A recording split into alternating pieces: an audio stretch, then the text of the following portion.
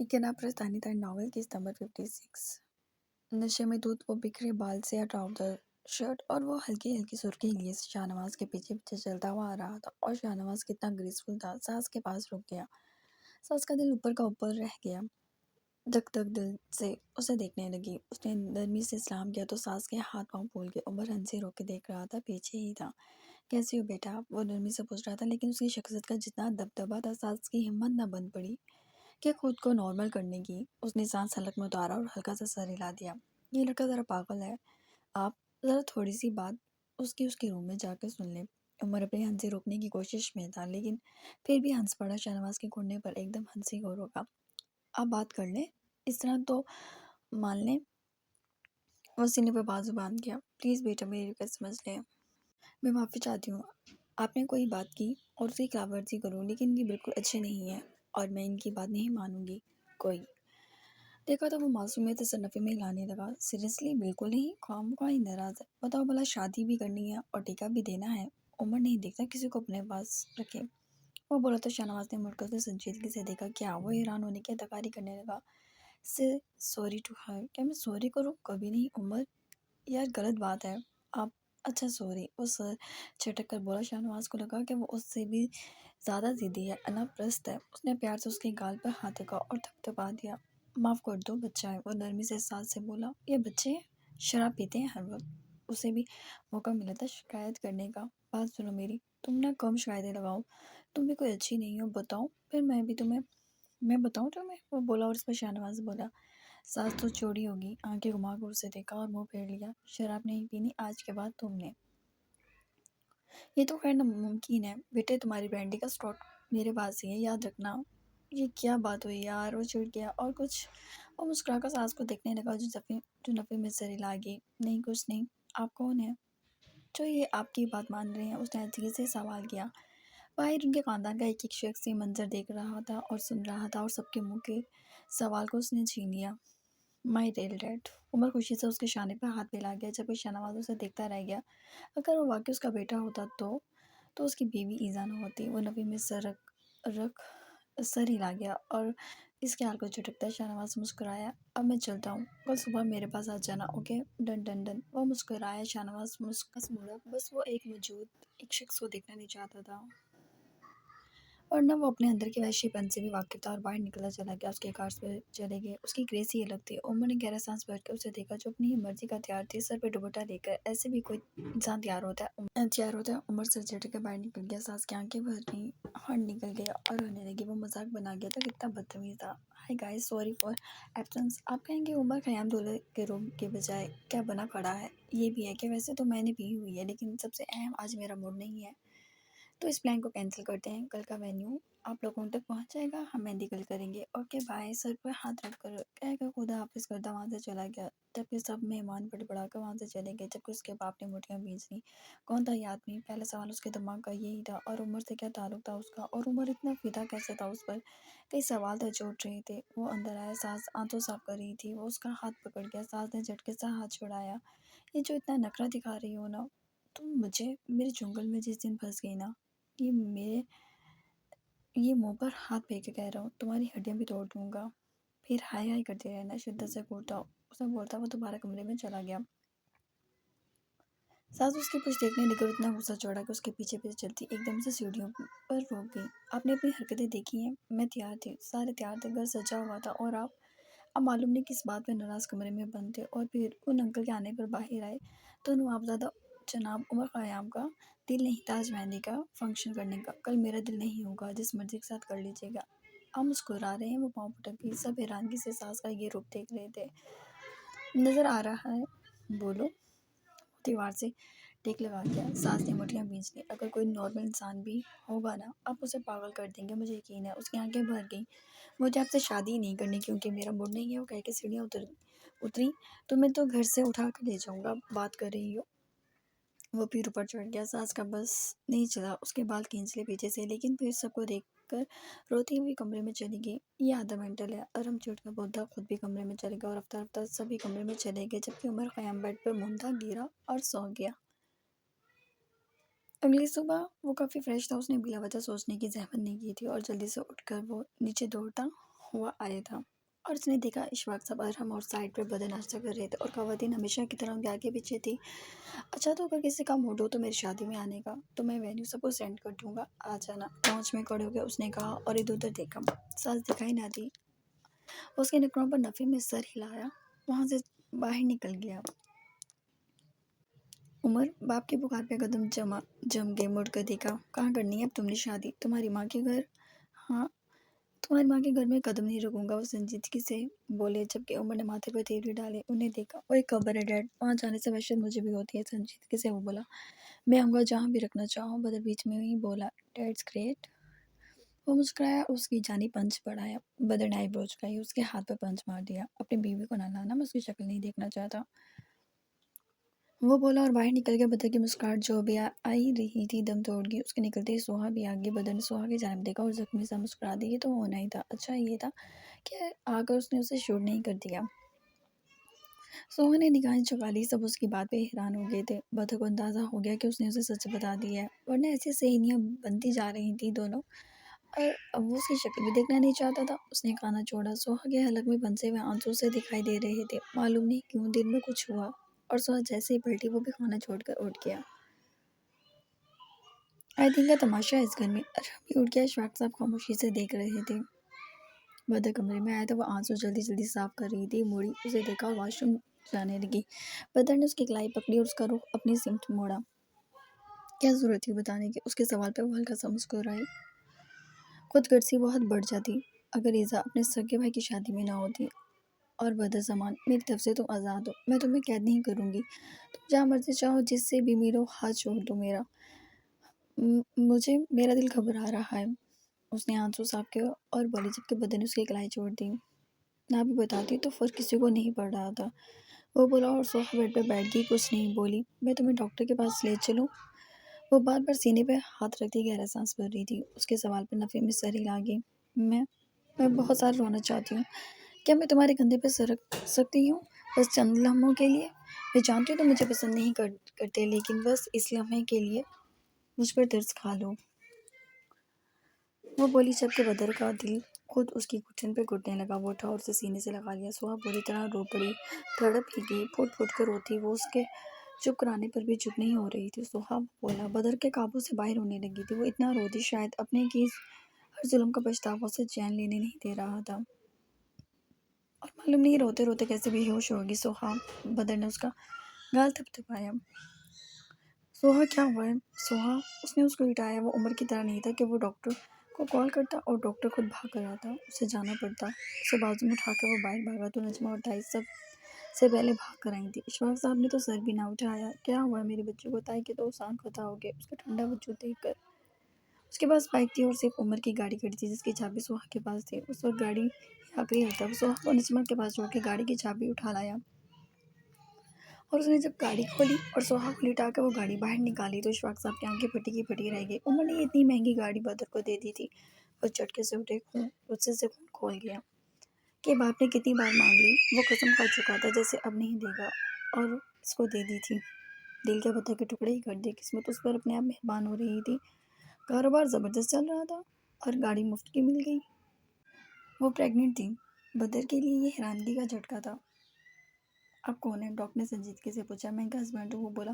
تو بیوی کو پریگننٹ کرنا بس کام ہے؟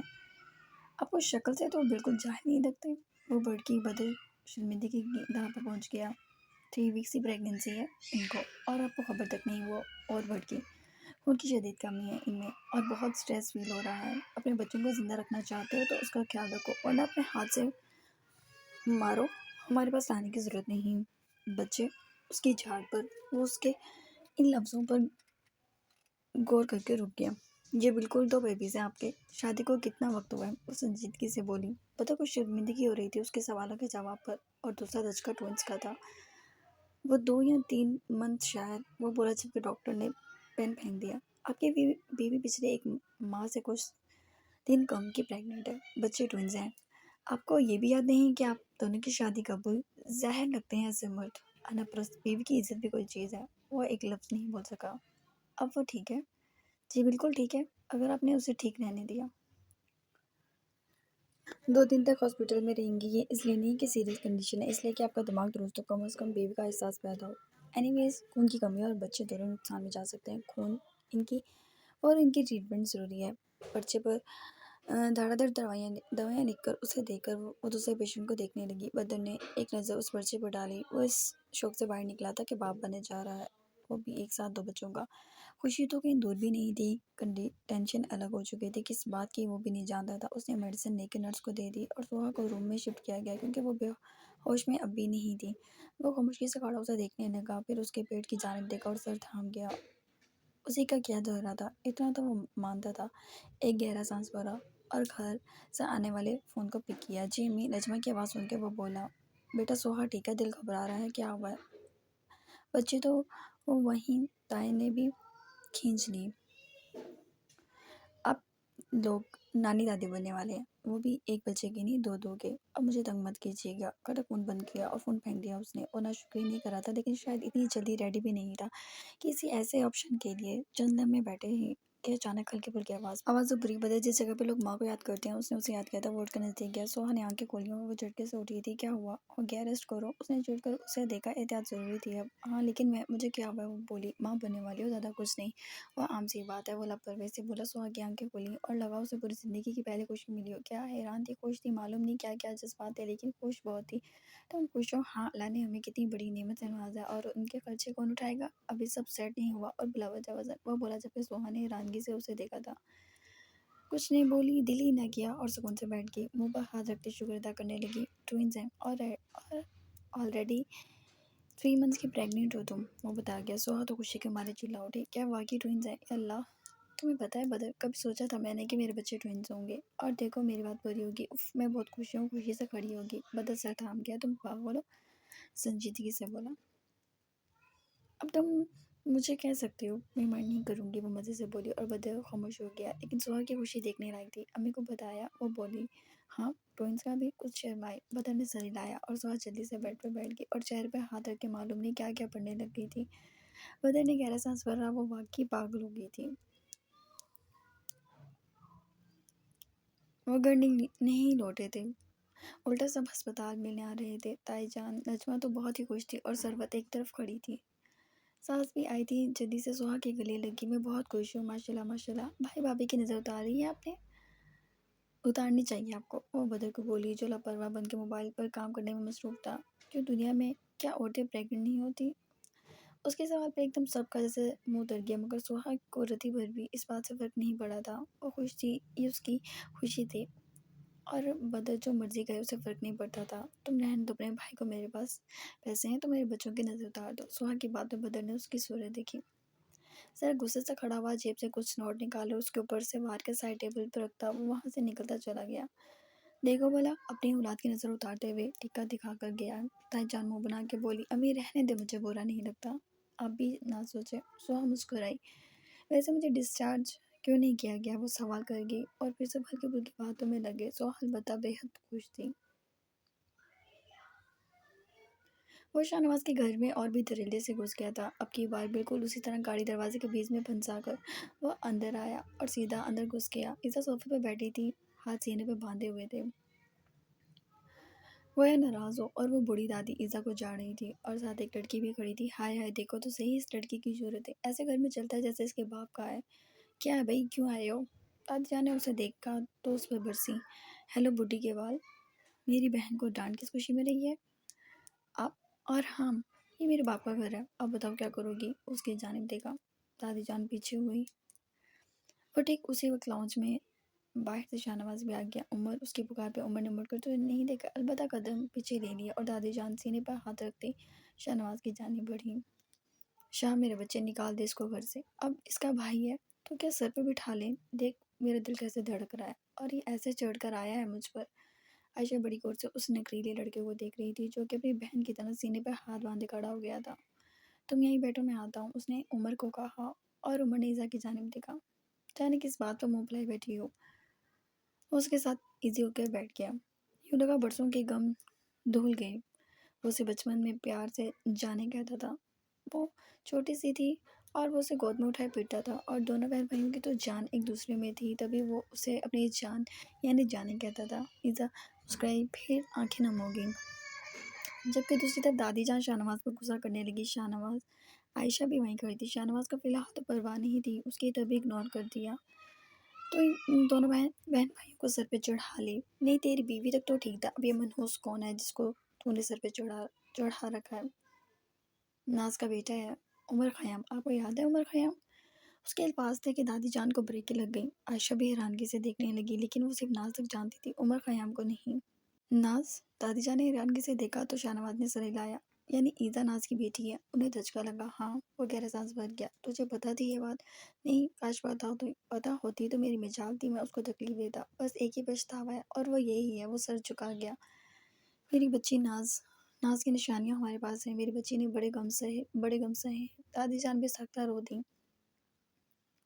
عائشہ خاموش کھڑی تھی، شاہ نواز نے انہیں چپ کرایا۔ وہ باہر انتظار کر رہا ہے ہمارا، آپ ان دونوں کو ناز کی طرح قبول کر لیں۔ عمر مجھ سے بہت اٹیچ، اس کی بات پوری نہیں ہوئی تھی، دادی جان نے آنسو صاف کیے۔ تو کیسی باتیں کر رہا ہے شاہ؟ وہ میری بچی کا بچہ ہے، اسے قبول نہیں کروں گی تو کسے کروں گی؟ وہ کہتے ہی اٹھی۔ ایزا بھائی کے سینے سے لگی تھی اور عمر اس کو آہستہ آہستہ کچھ سمجھا رہا تھا۔ جی کیا باتیں ہو رہی ہیں؟ شاہ نواز ہلکے پھلکے انداز میں بولتا۔ بیوی کی جگہ عمر کا گال تھپتھپا کر صوفے پہ بیٹھ گیا۔ ایزا نے خونخوار نظروں سے اسے دیکھا۔ اول تو وہ بتا نہیں رہا تھا کہ وہ عمر کو وہ کیسے جانتا ہے، پھر عمر سے ابھی اس نے پوچھا تو وہ بات گول کر گیا، اور اب وہ بیوی کو چھوڑ کے بیوی کے ہی بھائی کو پیار کر رہا ہے۔ وہ مٹھیاں بھیج گیا۔ شاہ نواز گہرا سانس بھر کر اٹھا اور اس کا گال تھپتھپا دیا۔ سوری، وہ اپنی غلطی مان گیا۔ عائشہ کو دھچکا لگا کہ شاہ نواز کے اندر بھی کسی سے معافی مانگ سکتا ہے۔ عمر کا البتہ کہہ کا ابھرا تھا۔ تم رو کیوں رہی تھی؟ مجھ سے بات نہ کریں، سیدھا سب کے سامنے کہے گی۔ یہ مان بھی عجیب چیز تھی، جو محبت ہو جائے انسان پر مان بھی خود ہی بڑھ جاتا ہے، ورنہ وہ ایزا ایسی تھی کہ شاہ نواز کا آگے بول سکتی؟ نہ وہ شاہ نواز ایسا تھا۔ شاہ نواز نے سر ہلا دیا۔ دادی جان بھی آگے بڑی، عمر کا چہرہ دیکھنے لگی، اس کے بال سنوارتے اس کی آنکھوں اپنے آپ گیلی ہو گئی۔ عمر انہیں حیرانگی سے دیکھنے لگا، جبکہ ایزا بھی حیران تھی۔ دادی جان، شاہ نواز نے فوراً سنبھالا۔ چلو بھائی، اب تم دادی جان سے دوستی کر لو اور اب تم دونوں کی لڑائی ختم۔ میں زیادہ دوست نہیں بناتا، وہ منہ بنا کر بولا۔ دادی جان مسکرا دی، ان کے انداز کی نرمی یکایک بدلی تھی، جو دونوں کو ہی حیران کر گئی۔ چلو کر لو دوستی، اب آخری بندے سے کرا رہا ہوں، آئندہ کسی سے نہیں کراؤں گا۔ شاہ نواز نرمی سے بولا تو وہ سر ہلا گیا، اور دادی جان اس کے چہرے پہ پیار سے ہاتھ پھیر گئی۔ عمر کے لیے یہ انوکھا تھا، وہ نہ رشتوں میں بڑا ہوا تھا اور نہ ہی اپنوں کے ہوتے ہوئے اس نے کسی سے محبت حاصل کی تھی، تبھی آج بے رخی تھی اس کے انداز میں۔ وہ آگے بڑھ اور شاہ نواز سے ایونٹ کی ڈسکشن کرنے لگا، اور بجا لو اس انسان نے اس کی ایک بات کی بھی نفی کی ہو کہ نہیں ایسا نہیں ہوگا۔ دادی جان بھی بیچ بیچ میں بولنے لگی تھی تو وہ ان سے بھی بول رہا تھا۔ ایزا البتہ غصے سے لال ہو رہی تو شاہ نواز کی اگنورنس پر تو جی جل رہا تھا۔ کچھ ہی لمحوں میں وہ وہاں سے اٹھ کر بھاگ گئی۔ آپ کی بیوی جلتی ہے مجھ سے، عمر مدد سے بولا۔ شاہ نواز ہنس دیا۔